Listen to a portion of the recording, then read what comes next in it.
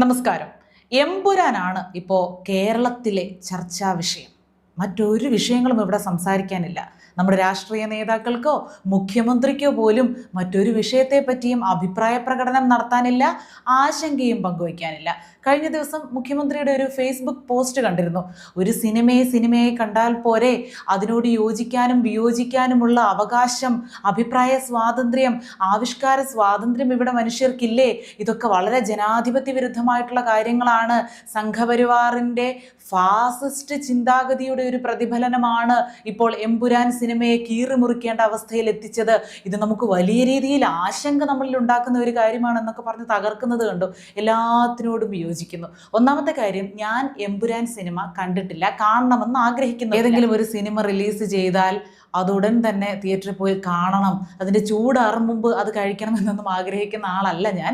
സിനിമയെ ഏറ്റവും പ്രധാനപ്പെട്ട ഒരു വിനോദോപാധിയായി കാണുന്ന ആളുമല്ല. അതുകൊണ്ടാണ് കേട്ടോ, അത് അങ്ങനെ കാണുന്നവരോട് യാതൊരു വിരോധവുമില്ല. അതുമാത്രമല്ല, വരവേൽപ്പും ചിന്താവിഷ്ടയായ ശ്യാമളയും വാത്സല്യവും ഒക്കെ ഇപ്പോഴും മാറി മാറി കാണാൻ ആഗ്രഹിക്കുന്ന ഒരാളെന്ന രീതിയിൽ നമ്മുടെ ജീവിതവുമായി ബന്ധപ്പെടുത്തി നമ്മുടെ കേരളത്തിൻ്റെ സംസ്കാരവും നമ്മുടെ സ്വപ്നങ്ങളും സങ്കല്പങ്ങളും ഒക്കെയായി ബന്ധപ്പെടുത്താൻ കഴിയാത്ത വിധത്തിലുള്ള സിനിമകളെ ഉൾക്കൊള്ളാൻ കഴിയാത്ത ഒരാൾ കൂടി ആയതുകൊണ്ടാവാം ഇത്തരം വലിയ രീതിയിൽ ആഘോഷിക്കപ്പെടുന്ന അല്ലെങ്കിൽ ഈ ഫാൻസിനെ സംതൃപ്തിപ്പെടുത്താൻ വേണ്ടി ഇറങ്ങാറുള്ള സിനിമകൾ പ്രത്യേകിച്ചും കാണാൻ ആഗ്രഹിക്കുന്നില്ല. അത് കാണുന്നവർ കണ്ടോട്ടെ. ആ സിനിമയുടെ കാര്യം വേറെ നിൽക്കുന്നു. എനിക്ക് പറയാനുള്ളത്, എനിക്ക് വലിയ ആശങ്ക പ്രകടിപ്പിക്കാനുള്ളതും പങ്കുവയ്ക്കാനുള്ളതും നമ്മുടെ മുഖ്യമന്ത്രി എത്രത്തോളം ഉത്തരവാദിത്തമില്ലായ്മയാണ് ഒരു മുഖ്യമന്ത്രിയുടെ കസേരയോട് കാണിക്കുന്നത് എന്നുള്ളത് മാത്രമാണ്. അതിപ്പോൾ പുതിയ വിഷയമല്ലെങ്കിൽ പോലും ആശമാർ, നമ്മുടെ ആശാപ്രവർത്തകർ, അതൊക്കെ ആരെങ്കിലും ഓർക്കുന്നുണ്ടെന്ന് അറിയില്ല. എമ്പുരാന്റെ ചർച്ചയിൽ അവരൊക്കെ എപ്പോഴും മുങ്ങിപ്പോയി. 50 ദിവസം പിന്നിടുകയാണ് ആ സ്ത്രീകളുടെ സമരത്തിന്. 21,000 രൂപ മാസം ശമ്പളമായി കിട്ടണം വയറ്റിപ്പിഴപ്പിന് എന്നതാണ് അവരുടെ ഏക ആവശ്യം. അതിനുവേണ്ടിയാണ് കേരളം പോലെ നമ്പർ 1 നിൽക്കുന്ന നമ്മുടെ സാക്ഷര കേരളത്തിൽ അവർ ഇത്രയും സ്ത്രീകൾ ഈ വെയിലത്ത്, ഈ വേനലിൽ വീട്ടിലിരിക്കാൻ നമുക്ക് ബുദ്ധിമുട്ട്, അവിടെ കിടന്ന് ഈ സമരം ചെയ്യുന്നത്. അവരിന്നിപ്പോൾ മുടി മുറിക്കാൻ പോവുകയാണ്. ഒരു സാമൂഹ്യ മുന്നേറ്റമായിട്ട് അവരുടെ സമരം അവർ മാറ്റിക്കഴിഞ്ഞു. ഈ ഒരു വിഷയത്തെക്കുറിച്ച് അവിടുത്തെ സ്ത്രീകൾ ഇപ്പോൾ എന്തിനു വേണ്ടിയാണ് സമരം ചെയ്യുന്നത്, അതിനെപ്പോലും അവർ രാഷ്ട്രീയമായിട്ട് ഉപയോഗിക്കുകയാണ്. സർക്കാരിനെതിരെയാണ് ആ സ്ത്രീകൾ സമരം ചെയ്യുന്നത് എന്ന് വരെ പറഞ്ഞ് അവരെ അധിക്ഷേപിക്കുന്ന ഒരു പ്രവണതയാണ് രാഷ്ട്രീയ നേതാക്കളുടെ ഭാഗത്തു നിന്നുണ്ടായത്. മുഖ്യമന്ത്രി പക്ഷേ ആ കാര്യത്തിനോടൊന്നും വികാരാധീനനായ ഒരു ഫേസ്ബുക്ക് പങ്കുവയ്ക്കുകയോ അല്ലെങ്കിൽ നമ്മുടെ സ്ത്രീകളുടെ ഇത്തരം നിസാര തുകകൾക്ക് വേണ്ടി ജോലി ചെയ്യാൻ മനസ്സുള്ള, സേവനം ചെയ്യാൻ മനസ്സുള്ള സ്ത്രീകളുടെ ആ ബുദ്ധിമുട്ടിനെ കുറിച്ച് ആശങ്കപ്പെടുന്നതും അവരുടെ പക്ഷത്തു നിന്ന് സംസാരിക്കുന്നതും കണ്ടില്ല. നമ്മുടെ ഒരു താരരാജാക്കന്മാരും സൂപ്പർ സ്റ്റാറുകളും ഒന്നും തന്നെ അവരുടെ ആശമാരുടെ സമരത്തെ അനുകൂലിച്ചോ പ്രതികൂലിച്ചോ ഒരു അഭിപ്രായം പറയുന്നത് കണ്ടില്ല. ഗവൺമെന്റിനെ അനുകൂലിച്ചോ പ്രതികൂലിച്ചോ സംസാരിക്കുന്നത് കണ്ടില്ല. അവരൊന്നും അഭിപ്രായം പറയാൻ തയ്യാറാകില്ല. അതൊക്കെ നമുക്കറിയാം. എമ്പുരാൻ സിനിമയിൽ നമ്മുടെ ചരിത്രത്തെയോ രാഷ്ട്രീയത്തെയോ ഒക്കെ വളച്ചൊടിച്ചിട്ടുണ്ടെങ്കിൽ അതൊക്കെ സംസാര വിഷയമാക്കിക്കൊള്ളൂ, ചർച്ചയാക്കിക്കൊള്ളൂ. പക്ഷെ അത് പ്രധാന ചർച്ചാ വിഷയം ആകരുത് എന്ന് മാത്രം. എല്ലാവരും ജീവിക്കുന്നത്, ഈ സിനിമക്കാരും എല്ലാം ജീവിക്കുന്നത് എന്തിനു വേണ്ടിയാണ്? ജീവൻ നിലനിർത്താൻ ആഹാരം കഴിക്കണം, സമാധാനമായി കിടന്നുറങ്ങണം, അല്പം സന്തോഷം ജീവിതത്തിൽ കിട്ടണം, ആയുസ് ഇവിടെ ജീവിച്ച് തീരുന്നത് വരെ. അപ്പോൾ സിനിമാ തൊഴിലാളികളെ പോലെ തന്നെയാണ് ഈ ആശമാരും. ചിലർ പണിയെടുക്കുമ്പോൾ അവർക്ക് കിട്ടുന്ന കോടികൾ കുറഞ്ഞുപോയി എന്നതിൽ ആശങ്ക, അതിൽ പ്രതിഷേധം. മറ്റു ചിലർ ഒരു 100, 200, 1000 കൂട്ടിത്തരാൻ വേണ്ടി ദിവസങ്ങളോളം പ്രതിഷേധം. ഇതെല്ലാം ഒരിടത്താണ് കാണുന്നത്. ഈ മോഹൻലാലും മമ്മൂട്ടിയും ദിലീപും ആരുമായിക്കോട്ടെ, സിനിമാ നടന്മാരോ സിനിമാ നടിമാരോ, അവരുടെ തൊഴിൽ സിനിമയാണ്.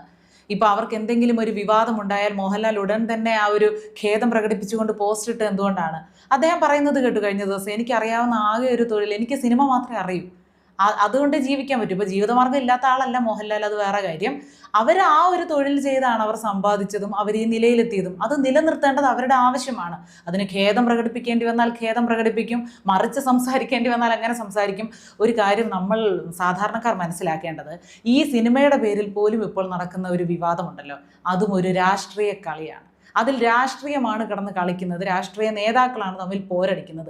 ഇതൊന്നും സാധാരണക്കാരെ വലിയ രീതിയിൽ ബാധിക്കുന്ന ഒരു വിഷയമല്ല. ചരിത്രം അല്ലെങ്കിൽ കഴിഞ്ഞ കാലങ്ങളിൽ സംഭവിച്ചു കഴിഞ്ഞ ഒരു കാര്യം അതിനെ തെറ്റായ രീതിയിൽ അവതരിപ്പിക്കരുത്, അല്ലെങ്കിൽ അതിൽ വെള്ളം ചേർക്കരുത് എന്ന ഒരു സത്യത്തെ അംഗീകരിക്കുമ്പോൾ തന്നെ ഇതൊരു പ്രധാന വിഷയമല്ല, ഇതൊരു രാഷ്ട്രീയ മുതലെടുപ്പാണ്.